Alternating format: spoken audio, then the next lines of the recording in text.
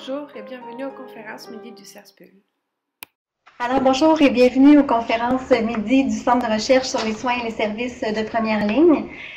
Comme vous le savez, ces conférences-là ont lieu en présentiel, mais également en webinaire.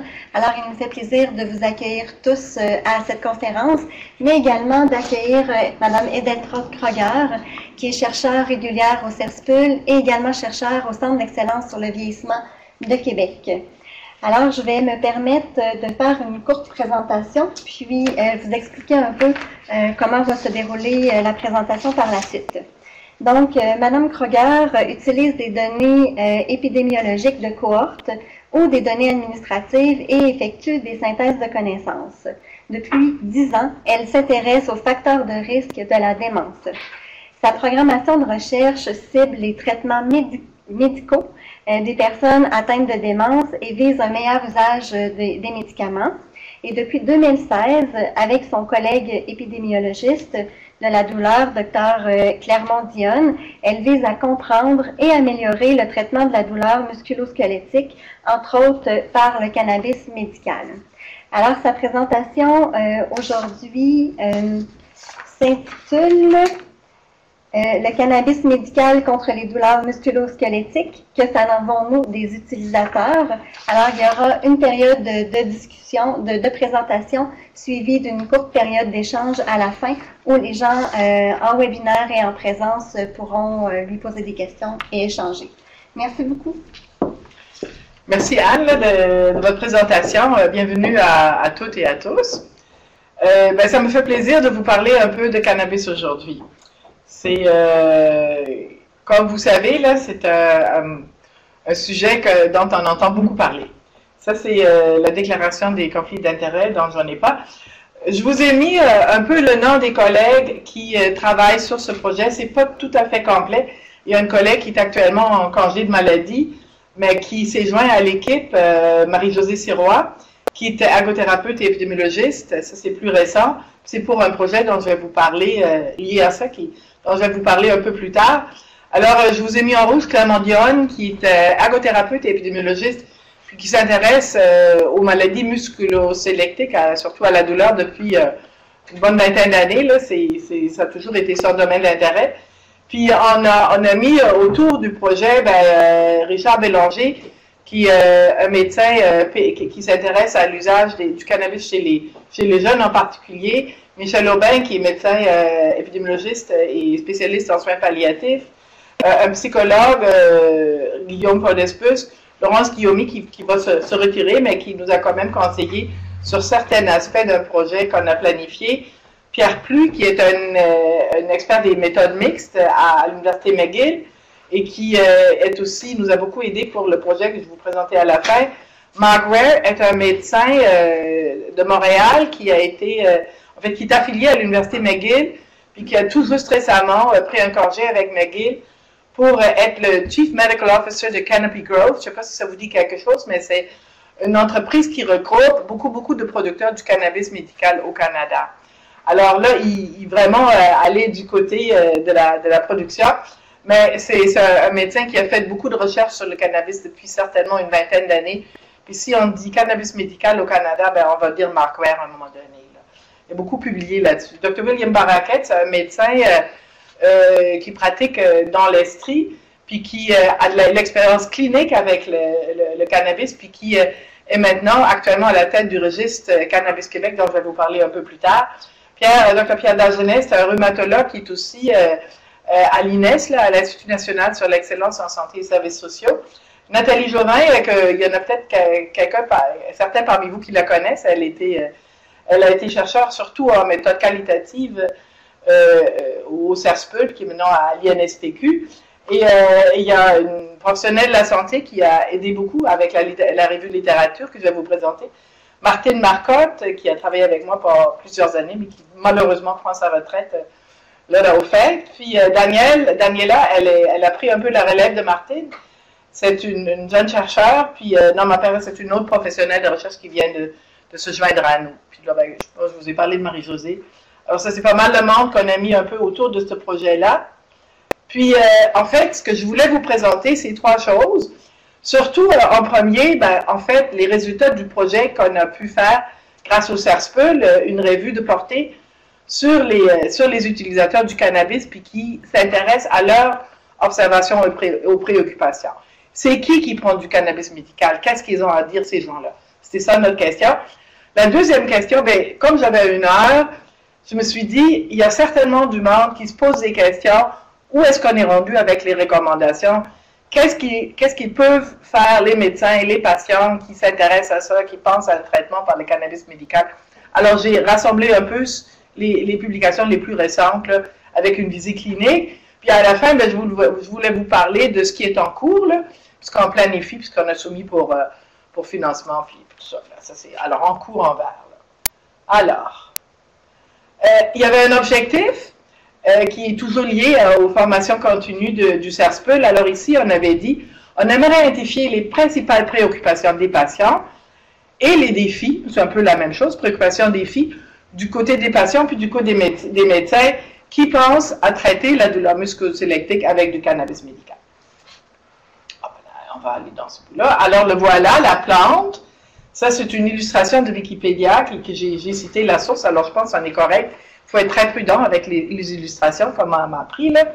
Ça fait que vous avez des belles photos de Leonardo DiCaprio qui est en train de vaper, là, avec une cigarette électronique, mais je ne peux pas vous montrer ça. Ça va être des photos un peu plus poches, là, mais en tout cas, on fait ce qu'on peut. Le cannabis médical, on en entend beaucoup parler, comme vous savez, c'est peut-être pour ça que vous êtes ici. Ça, c'est un très beau résumé qui commence avec le cannabis sativa. Regardez, il y a en haut 400 composantes. Ça, c'est vrai pour toutes les plantes qu'on considère pour la thérapie. Il y a toujours beaucoup de molécules qui se trouvent dans une plante. Là-dedans, il y a toujours un certain nombre qui va être potentiellement intéressant pour une thérapie médicale. Pour le cannabis, il y a 60 cannabinoïdes.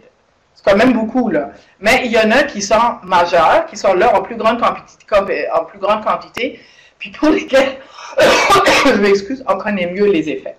Alors, pour la préparation du cannabis, on distingue l'assemblage des fleurs et des feuilles qui va donner la marijuana, qui peut après être fumé, vaporisé, qui peut être pris en tisane ou et bien dans la nourriture. Je pense que tout le monde connaît ça, au moins des films, si pas des expériences personnelles.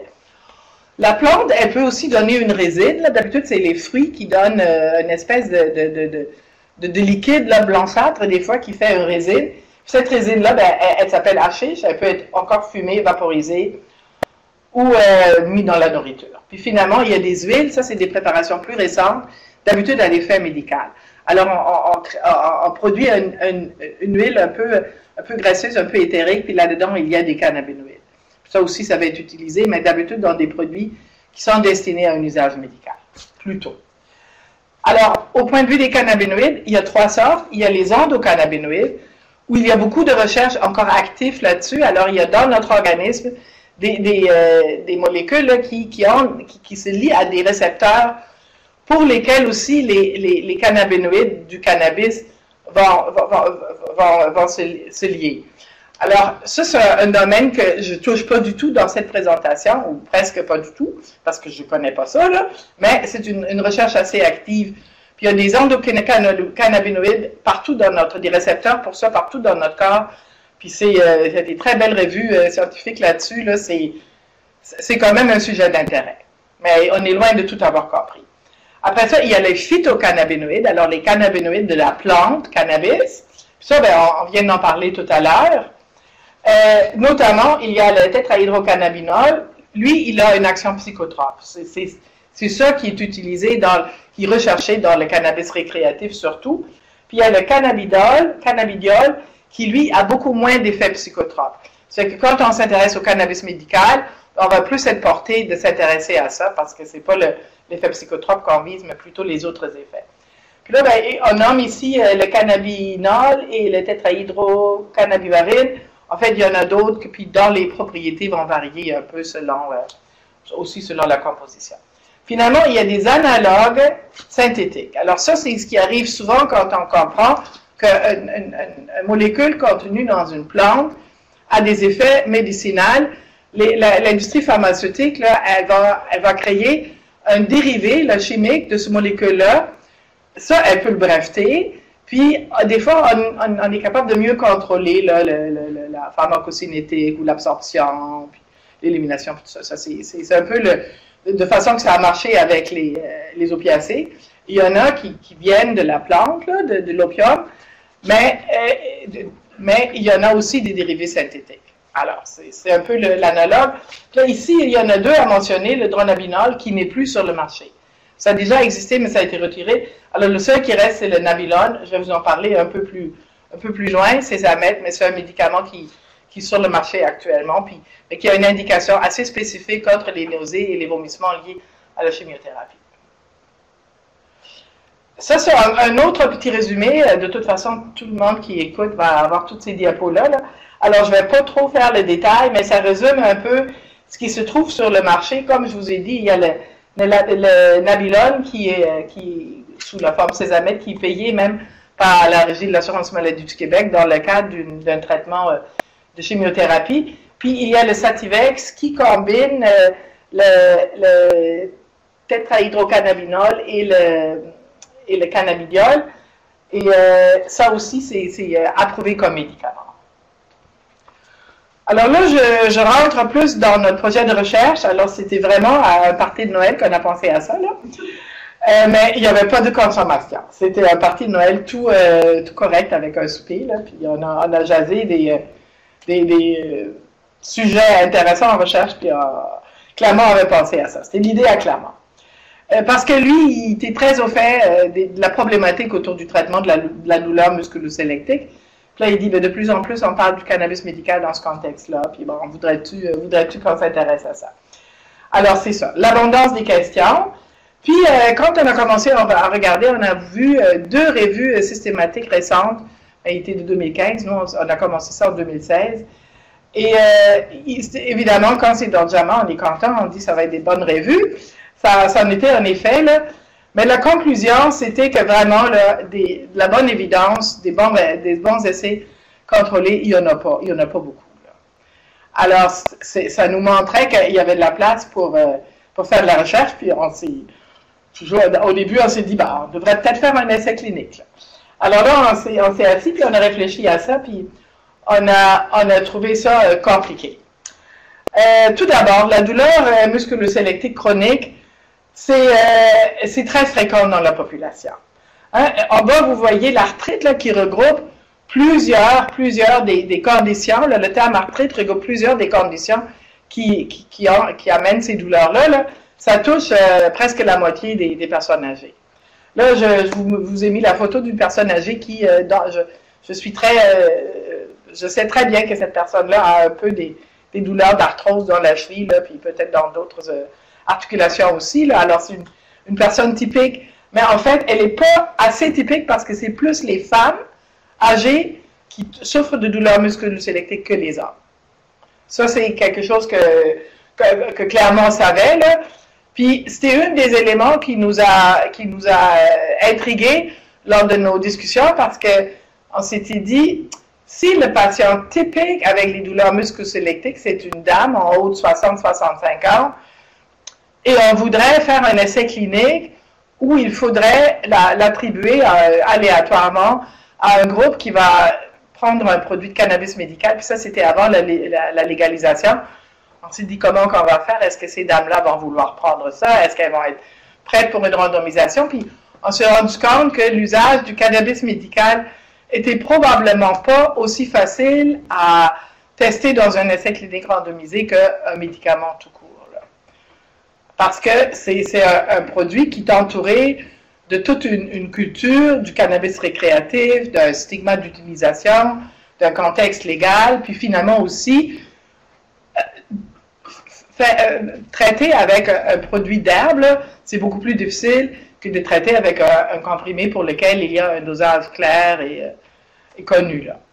Alors, ça c'était un peu le défi qui nous a amené à nous dire, bon, nous on est des épidémiologistes, on va faire ce qu'on est habitué de faire, on va décrire les gens qui utilisent déjà du cannabis médical. Alors, on a entamé une revue de portée sais pas si vous êtes qui est familier avec, j'imagine plusieurs personnes sont familiers avec cette technique. Il y a eu plusieurs références là, que je vous nomme ici là, qui ont donné un peu des directives comment faire une revue de portée, puis c'était pas notre première, alors on était à l'aise avec ça. Puis on a dit, on va s'intéresser à toutes les publications qui ont étudié le point de vue des utilisateurs du cannabis médical contre la douleur, puis il fallait que parmi la douleur, il y en avait de la douleur non chronique qui n'était pas liée au cancer. Parce que c'est très difficile, je vais y revenir tout à l'heure, c'est très difficile de trouver de la littérature où on parle particulièrement de la douleur musculo-squelettique chronique. C'est souvent la douleur un peu plus large, là, mais il fallait, dans les publications qu'on a incluses, qu'il y avait aussi de la douleur qui était chronique et non cancéreuse.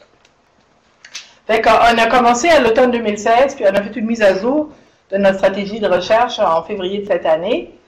Et en fait, ça c'est en anglais parce que c'est pour notre article à soumettre, là, puis je ne l'ai pas traduit, mais on a fini avec à peu près 46 études, là, sur quand même 5000 titres repérés, là, avec la stratégie.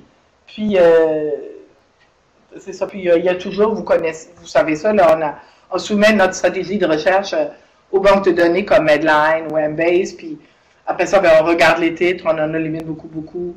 Après ça, on fait une lecture des résumés, on en élimine encore. Une fois on lit les articles au complet, il y a encore qui ne vont pas être éligibles, mais là, on regarde aussi dans les listes de références, ça nous fait d'autres références, puis finalement, on a un bassin d'études, là, puis ça fait d'habitude des revues narratives. Là. Les résultats, ce n'est pas des méta-analyses, mais c'est, en fait, on résume un peu les points qu'on a trouvés. Alors ça, vous allez tout avoir ça, là, ça s'en vient. Alors, on voit tout de suite que plus que la moitié des études ont été publiées dans les 5 dernières années. Alors, c'est un sujet à la mode, là. C'est un sujet auquel les gens s'intéressent davantage depuis les dernières années. Et la majorité des études viennent de l'Amérique du Nord. Il faut par contre dire que l'usage du cannabis médical a été autorisé maintenant aussi dans plusieurs pays de l'Europe, dans plusieurs États américains, au Canada depuis 2010, puis aussi dans plusieurs pays européens. Les caractéristiques des participants qui étaient inclus dans les études qu'on a recensées, en fait, c'était pas notre population cible. Hein. C'est des gens, les âges moyens variaient entre 28 et 55. Alors, puis aussi, il y avait plus d'hommes dans les études que de femmes. Ce qui confirme un peu le préjugé, si vous voulez, ou l'image préconçue qu'on a que l'utilisateur du cannabis médical, ce sera plus un gars, là, qui n'est plus si vieux que ça, là, qui n'est pas encore si vieux que ça, puis qui a peut-être déjà eu de l'expérience avec du cannabis récréatif. Ça aussi, je vais vous le montrer. Puis les types de douleurs, il y en avait plusieurs. Mais il y avait toujours des douleurs musculo-squelettiques dans les études, de l'arthrite, de la fibromyalgie aussi, qui fait partie de la définition de l'arthrite. Alors, voyez-vous, ça c'est ma cliente cible. Évidemment, c'est moi, là, vous m'avez reconnu, j'espère, qui est une femme d'un certain âge qui se demande, puis je pense que c'est vaporisé, c'est vapoté, je pense. Quand on utilise la cigarette électronique, c'est vapoté. En fait, vaporiser, ça existe aussi, mais ça, c'est des produits spécifiques. Là. Si on a l'herbe, là, ce serait vapoté. Puis si on a un vaporisateur, ça existe, là, mais c'est une préparation de cannabis médical. En fait, moi, je me demandais, comme population cible, est-ce que je devrais utiliser ça? Puis, comment on le fait? Bien, ça a été rapporté dans 19 des 46 études. Puis, c'était évidemment principalement par inhalation, en fumant ou en vaporisant ou vapotant probablement. Les effets positifs et perçus rapportés, en fait, les gens qui sont inclus dans les études que nous, on a pu recenser, ben, ils trouvent que ça marche, là, plus ou moins. Puis, ils trouvent aussi que ça les met plus de bonne humeur. Ça, c'est probablement la portion psychotrope là, qui reste dans le produit herbal, là. Puis peut-être aussi dans certains produits médicaux, là, qui sont des huiles ou des produits qu'on peut vaporiser. Puis, bon, ils trouvaient que ça améliorait leur qualité de vie générale. Puis, ce qui était intéressant aussi, là, que des fois, ils trouvaient que la durée là, de la médication était un peu plus longue qu'avec les médicaments prescrits, notamment les opiacés. On a regardé aussi qui finançait les études qu'on a recensées, puis c'était quand même majoritairement des organismes gouvernementaux ou des non-governmental organizations. Alors, c'était pas des financements privés beaucoup, là. Il y avait quelques études qui se sont intéressées au remplacement des opiacides ou d'autres médicaments de prescription par le cannabis médical. Puis, c'était alors sur 46, une vingtaine d'études avaient vu ça. Puis, apparemment, ça pouvait marcher. Mais je vous dis, ça, c'est auto-rapporté. On va y revenir tout à l'heure. Alors, il y avait les analgésiques non narcotiques, les antidépresseurs, les anxiolytiques aussi. Là, tout ça, ça avait été un peu, des fois, remplacé par le cannabis. Puis, c'est ça. Comme je vous dis, dans les études que nous, on a vues, les opinions étaient assez positives.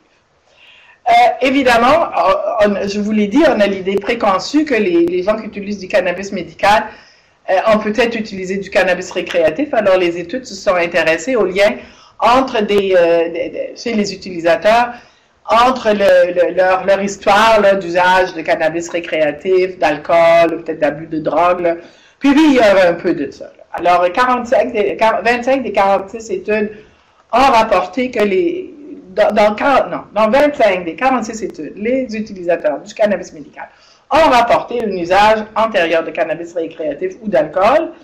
Puis, pour le cannabis récréatif, c'était quand même important, là, plus que la moitié. Puis, la conclusion, c'est qu'il peut y avoir un lien entre l'alcool, c'est une belle bouteille de vin, là, ou c'est une photo personnelle, là, je vous dis ça, là. Rien qui n'est pas autorisé. Pour les barrières, évidemment, les gens y perçoivent des barrières s'ils veulent utiliser du cannabis médical pour traiter leurs problèmes de santé.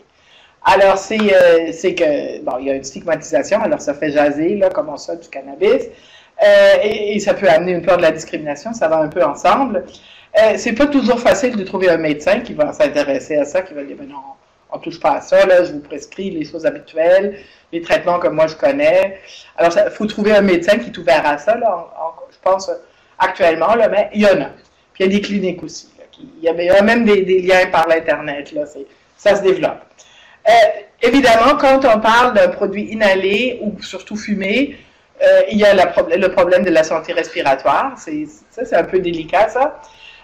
Aussi, où s'approvisionner, on n'a pas ça à la pharmacie sur prescription, là, tout ça. Alors, il y a ce problème-là, puis il peut y avoir des problèmes locaux, là, mais ça dépend d'où, là. Il y a des États américains où ça peut être un problème. Même maintenant, avec la légalisation du cannabis, il peut y avoir un problème quand on traverse les frontières. Alors, c'est pas aussi anodin que prendre un analgésique habituel.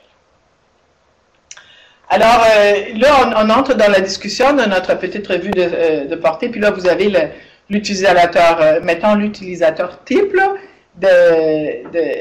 du cannabis médical. Alors, ce serait un homme entre 30 et 50 ans qui vapote là, de la marijuana ou du cannabis médical à tous les jours parce qu'il a mal au dos ou mal au genou ou plusieurs types de douleurs musculo-squelettiques. Puis, ils sont très sportifs, des fois, ces gens-là, là, alors ils ont des douleurs.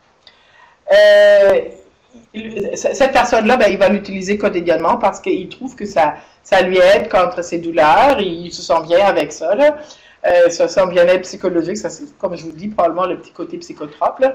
Mais ça peut être un peu plus subtil que ça aussi, on va y arriver tout à l'heure.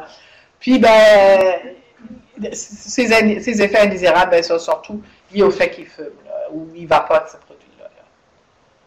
Alors, évidemment, ces études-là qu'on a recensées, ils ont bien des limites, hein, parce que c'est d'usage auto-rapporté, les utilisateurs ne sont pas représentatifs, je vous l'ai montré avec la dame d'un certain âge, là, puis le jeune homme, là, alors c'est pas tout à fait la population cible qui a été incluse en majorité ou de façon représentative dans les études.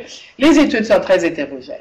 La majorité, c'était des questionnaires, mais c'est pas nécessairement des questionnaires testés ou des questionnaires validés. C'est des questionnaires maison. Après ça, on compte les réponses, on rapporte des proportions. Il y a peu d'informations sur les anciens utilisateurs. Alors, les gens qui arrêtent ça, pour X raisons, ça, on ne sait pas grand-chose là-dessus. Probablement, ils l'ont arrêté, et, entre autres, pour des effets indésirables. Mais ça, on ne les a pas parce qu'ils ne sont pas rapportés par les usagers. Alors, c'est quand même assez biaisé comme source d'information. Mais c'est ce qu'on a. Alors, si on voudrait continuer dans cette veine-là, s'intéresser aux utilisateurs, il faudrait inclure des personnes plus âgées aussi, là, Puis, il faudrait inclure les gens qui ont arrêté. Puis, aussi, là, on trouve que ce serait très important de s'intéresser à ce qu'ils pensent les professionnels de la santé qui vont être aptes ou qui vont être appelés à prescrire puis à surveiller aussi l'utilisation. Puis, la question de le remplacement des opiacés, évidemment, elle est très d'actualité. Puis ça aussi, il y aurait de la place pour de la recherche là-dessus. Fait que là, je commencerai avec ma deuxième partie où j'ai essayé de rassembler un peu les informations qui pourraient intéresser les professionnels de santé. Alors, on sait que le traitement de la douleur musculo-squelettique chronique, c'est pas facile. Il y a un grand arsenal thérapeutique, mais il y a toujours des patients qui ne répondent pas ou qui, surtout pour les narcotiques opiacés, là, qui rapportent que les effets indésirables, la limitation de conduire, le ne pas se sentir assez affût, là, que ça les décourage. Aussi, il y a le problème de la dépendance, ils craignent ça, puis c'est avec raison. Alors, il y a un manque de contrôle. Alors, le médecin, il peut se dire, mais en alternative à l'opiacé, peut-être, j'aimerais ça utiliser le cannabis médical. Où est-ce qu'on est rendu? Alors, on est rendu à ce qu'il y a peu d'évidence solide sur le cannabis médical contre les douleurs. Puis, je vais vous présenter plusieurs recensions de la littérature très récente. Puis, il y a évidemment peu de données sur combien d'herbes on en donne, à quelle fréquence, chez qui, selon le poids, une dame, un homme. Bon, alors ça, on manque affreusement de données. Puis aussi, là, un profil encore plus succinct des effets indésirables. Alors, là, je vous avais déjà parlé de la revue systématique d'Anjama. En fait, elle finissait avec 3 indications pour lesquelles il y avait un peu de confiance. Ça, c'est les nausées et vomissements liés à la chimiothérapie. On en a parlé, c'est le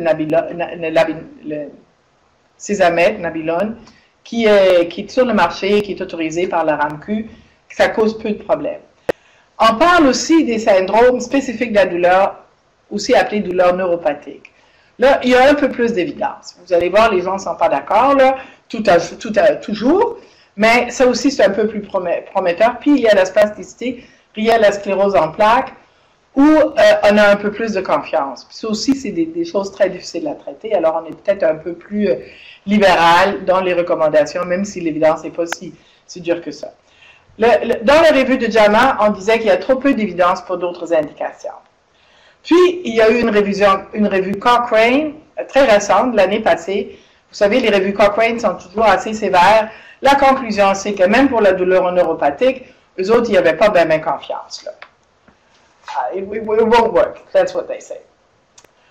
Une autre revue qui est apparue cette année dans la revue Pain, là, qui évidemment s'intéresse au traitement de la douleur, a été faite par Stocking, ses collègues. C'est une autre revue systématique sur le traitement de la douleur chronique non cancéreuse, un peu comme la revue de Portée que nous on avait faite. C'était un peu le titre, la douleur chronique non cancéreuse. Alors, ça va être beaucoup de la douleur musculo-squelettique, mais pas exclusivement. Avec une méta-analyse sur les essais cliniques, il y en avait 47 quand même. Puis, eux autres, ils s'intéressaient au nombre de patients nécessaires pour arriver à un effet bénéfique, the numbers needed to treat. Alors, il faut traiter X personnes pour avoir au moins un qui a un effet bénéfique. Puis, ils trouvaient que ce nombre était élevé. Alors, ils disaient qu'il faut traiter 24 personnes. Selon la méta-analyse, des 47 essais cliniques, il fallait traiter 24 personnes pour en avoir une pour laquelle, je pense, c'était la douleur chronique non cancéreuse était diminuée de 50% sur des effets de douleur. Alors ça, ils trouvaient ça élevé. Par contre, le nombre nécessaire de patients pour en avoir un qui a des effets indésirables, c'était juste 6. Alors, selon Stockings, le nombre nécessaire de patients à traiter pour avoir un effet bénéfique était trop élevé, surtout par rapport au risque possible. Alors, les auteurs considèrent qu'on peu probable que le cannabis médical ou les cannabinoïdes allaient être très efficaces dans la gestion de la douleur chronique. Alors, ça, c'était publié dans Pain en 2018.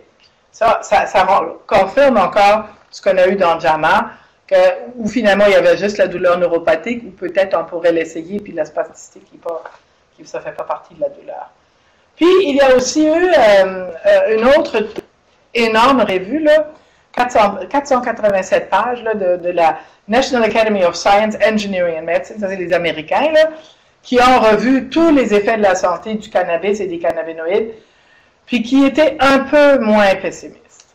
Alors, eux autres, ils disaient qu'il existe des preuves concluantes ou substantielles en faveur de l'utilisation du cannabis médical pour traiter la douleur chronique chez les adultes. Alors, ils ne sont pas arrivés à la même conclusion que Stockings ou Cochrane. Alors, ça, c'est pas si infréquent que ça, là. Évidemment, ils gardent aussi les symptômes de spasticité, puis les nausées et les vomissements. Alors, qu'est-ce qu'on fait avec ça? Ben, le médecin, il reste avec un problème. Hein. Il y a d'ailleurs dans le New England Journal of Medicine, il y a eu une vignette. Récemment, là, ça aussi, c'était 18 octobre. Une dame avec des douleurs chroniques, vraiment de l'appareil musculosélectique, pas contrôlées ou mal contrôlées par les opiacés. Il y avait un médecin en faveur qui voyait, je vais y revenir tout à l'heure, là, qui voyait un peu les effets divers des cannabinoïdes, là, qui sont un peu plus subtils que juste une analgésie. Puis il y avait un autre médecin ou un autre auteur là, qui se tenait aux conclusions du Cochrane, Stockings, et qui dit non, touche pas à ça. Alors, il faut dire que pour le traitement de la douleur chronique musculosélectique, de ce temps-là, les opinions sont un peu divisées. Il y a des gens qui sont un peu plus peut-être prêts à risquer, là, à voir là, avec leurs patients, si ça peut être bon pour un cas particulier. Puis il y en a qui disent, là, en attendant des évidences solides, là, on ne fait pas ça. Bon, il reste, comme je vous ai dit, nausées, vomissements, spasticité avec la sclérose en plaques, ou encore là, des traumas de la colonne vertébrale, ça aussi, ça peut être utile. Puis il reste la douleur neuropathique, mais c'est assez spécifique. Mais bon, alors, il reste une controverse. Là, en dernier, j'ai pour vous là, deux publications qui s'adressent directement aux cliniciens. Un est anglais, là, c'est Therapeutics Letters, c'est une initiative canadienne de l'Université de Colombie-Britannique, des cannabinoïdes, en fait j'en ai trois, j'ai même les lignes directrices canadiennes. Alors ça, c'est des cannabinoïdes contre la douleur chronique. Alors, eux autres, en Colombie-Britannique, ils suivent encore les recommandations Cochrane pour la douleur. Mais ils disent aussi que si le patient est intéressé par ça, au moins le médecin, il devrait connaître un peu le traitement, puis il ne devrait pas juger le patient. Alors au moins, ils recommandent une ouverture du clinicien face à ces traitements-là. Mais Therapeutics Letters, Université de Colombie-Britannique, ne le recommande pas contre la douleur musculosélectique. Ils ont par exemple des recommandations pour la recherche, ça c'est intéressant pour nous. Alors, ils admettent que la recherche est difficile sur les cannabinoïdes, sur un produit finalement d'herbe, l'herboristerie, qui combine beaucoup de molécules. C'est toujours très difficile à étudier l'effet et l'efficacité et la sécurité. On renchérit que les essais cliniques font attendre. Puis, qu'on aimerait dans des essais futurs, ce qui utilise du cannabis, alors l'ensemble des molécules, d'avoir au moins des produits standardisés, là, où il y a une mesure de la dose d'un des ingrédients au moins qui est fixe. Là. Ça, on peut avoir ça avec les produits herbales. Là. Puis des durées réalistes, là, pour pas juste avoir un essai sur 2 semaines, là, mais peut-être suivre les gens pour 6 mois. Là. Bon, alors, Profession Santé, là, ça c'est une publication canadienne, mais qui existe en français là, pour le Québec. Puis eux autres, ils se sont intéressés aussi au rôle du cannabis médical dans le traitement de la douleur chronique. C'est encore octobre 2018, alors très récent. Puis ils citent les lignes directrices canadiennes qui recommandent le cannabis médical seulement en 3e ligne. Je vais vous le montrer tout à l'heure, là. Mais qui disent aussi que certains médecins l'utilisent quand même de façon un peu plus libérale, puis que l'avenir nous éclairera sur un peu, à la lumière des nouvelles évidences, là, que c'est, bon, ils admettent que la donne pourra changer, un peu selon les expériences des médecins, mais aussi à la lumière de peut-être de nouvelles évidences d'essais cliniques. Puis ça, c'est la seule diapo qui parle un peu des endocannabinoïdes. Comme je vous ai dit, je ne connais pas bien ça. Mais ce que j'ai compris, que les endocannabinoïdes dans l'organisme, ils ont un rôle à avoir avec nos émotions. Puis que on sait que la perception de la douleur a une composante émotive. Je pense que tout le monde le sait un peu de soi-même, mais c'est aussi, ça a été démontré dans des recherches. Puis si les endocannabinoïdes font partie de notre gestion des émotions, puis c'est ça qu'il faut comprendre ce qu'ils font, ça se pourrait que le cannabis ou des cannabinoïdes, en jouant sur ce côté émotif, il pourrait avoir un effet bénéfique sur la gestion de la douleur que d'autres analgésiques n'ont pas. On peut penser à ça aussi quand on sait que les analgésiques sont des fois combinés avec des antidépresseurs ou des anxiolytiques. Alors, ça se pourrait que dans l'avenir, on va trouver parmi les cannabinoïdes ou les cannabinoïdes synthétiques des molécules qui vont avoir une autre emprise sur la gestion de la douleur que les analgésiques qu'on connaît maintenant. Mais ça, c'est un peu l'espoir ou l'hypothèse de recherche. Mais l'article parlait de ça, ça fait que je trouvais ça intéressant de le rapporter, parce que je me suis dit, ça pourrait expliquer pourquoi les gens préfèrent ça à d'autres types d'analgésiques, mais les patients qui l'utilisent. Alors, puis, entre autres, il était question du sommeil, qui pourrait peut-être favoriser le sommeil. Alors, Profession de santé, comme je vous dis, là, une publication canadienne que moi j'ai vue dans la version française pour le Québec, eux autres, ils rapportaient la revue américaine dont je vous ai parlé tout à l'heure, qui était plus encourageante. Et ils mettent aussi l'emphase sur le fait que le cannabis médical est moins dangereux que les opiacés. Hein, il n'y a pas de décès de rapporté par surdosage, c'est assez impossible. Et le risque des dépendances est moindre qu'avec les opiacés. Ben là, ils mettent l'héroïne, là.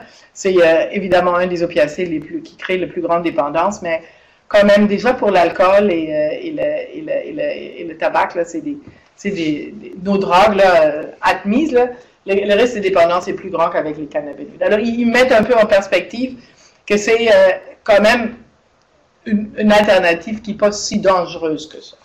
Faudrait croire. Puis que les effets indésirables rapportés n'étaient pas si graves que ça. Mais bon, on peut en discuter, puis je sais qu'il va... surtout avec le THC, là, qui quand même peut être présent dans le cannabis médical produit herbal, c'est autre chose. Là, mais pour le cannabidol, c'est vrai que les effets indésirables sont moindres que le THC.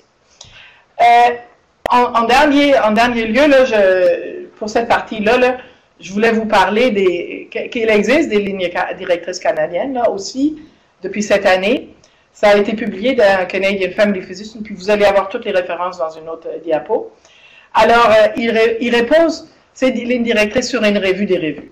Alors, l'auteur, il est allé voir toutes les revues qui existaient, JAMA, Stockings, tout ça, là, puis il a fait une revue de ça, puis je pense qu'il a repris aussi des méta-analyses.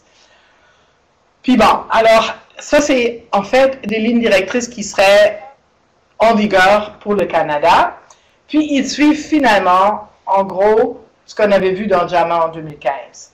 Puis ça suit aussi, ou ça confirme aussi les résultats du Cochrane.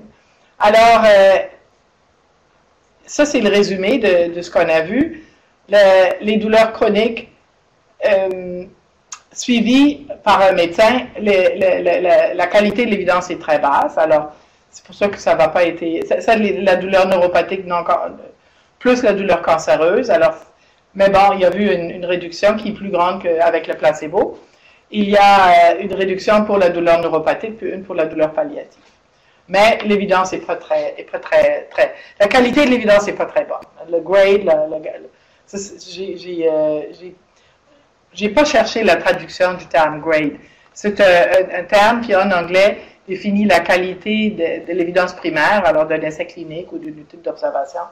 Puis peut-être c'est grade en français, je ne sais pas, là, je me risque là. Mais en fait, c'était pas très fort là. Mais c'est ça qui a été retenu comme indication pour la douleur dans les lignes directrices. Puis en fait, ça donne un algorithme de prescription que je vous ai traduit ici là.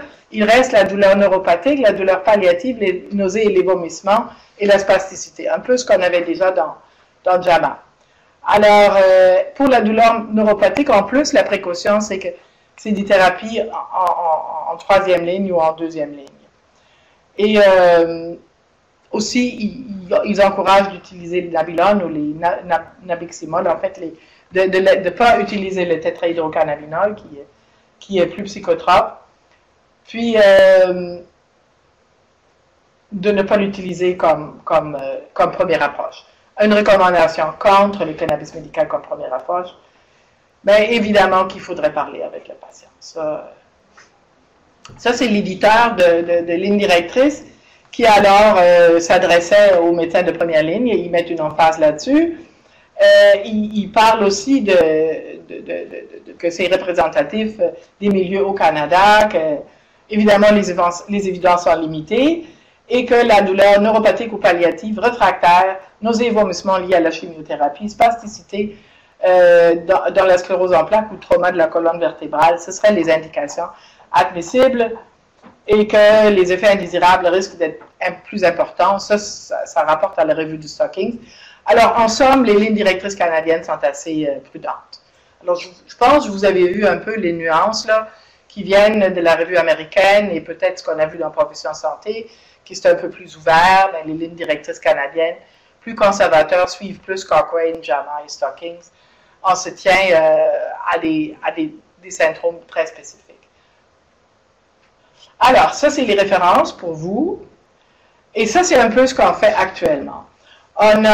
Comme on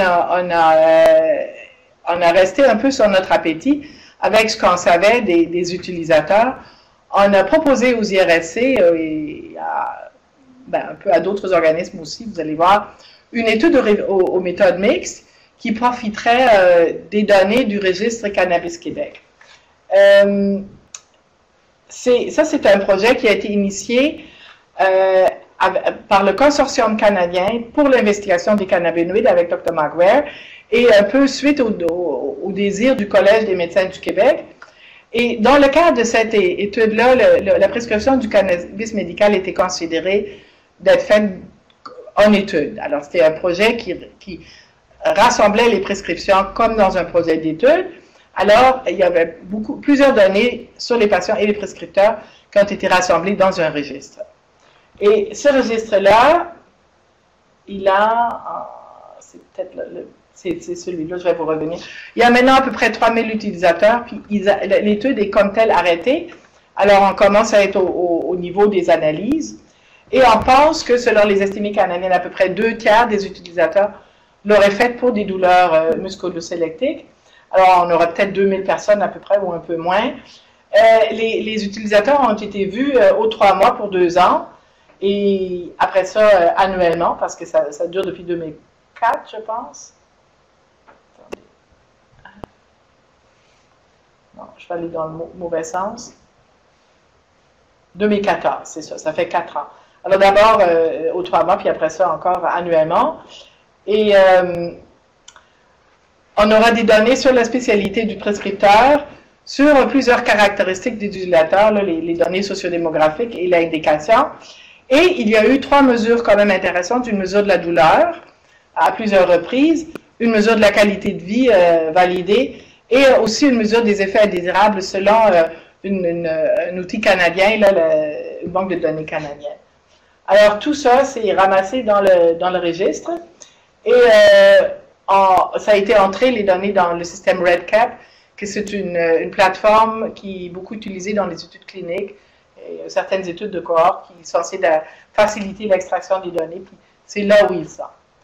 Alors, cette analyse-là, c'est un des volets dans un projet plus large aux méthodes mixtes. Alors ça, c'est le volet quantitatif qu'on ferait, puis on aimerait ajouter un volet qualitatif où on s'appuierait sur la théorie du comportement planifié pour mieux comprendre les motifs qui incitent une personne à vouloir utiliser du cannabis médical pour un traitement, pour un problème médical, et aussi pour les prescripteurs à prescrire ça. Mais bon, ça c'est un projet qu'on a soumis aux IRSC, pour lesquels on s'était d'ailleurs associé avec Pierre Pluy puis Laurence Guillaumy, des gens qui sont plus à l'aise avec ces méthodes-là, Nathalie aussi, mais qu'on attend encore le financement. Ce qu'on a reçu, c'est du financement dans le cadre d'un autre projet pilote pour le registre Cannabis Québec, puis on espère de pouvoir faire ces analyses-là cet hiver. Alors, je vous remercie beaucoup pour votre attention, puis j'espère que ça a répondu à quelques-unes de vos questions, puis si vous en avez d'autres, ben, je vais essayer.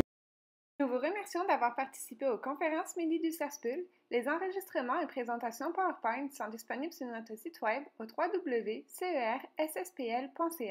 Au plaisir de vous revoir!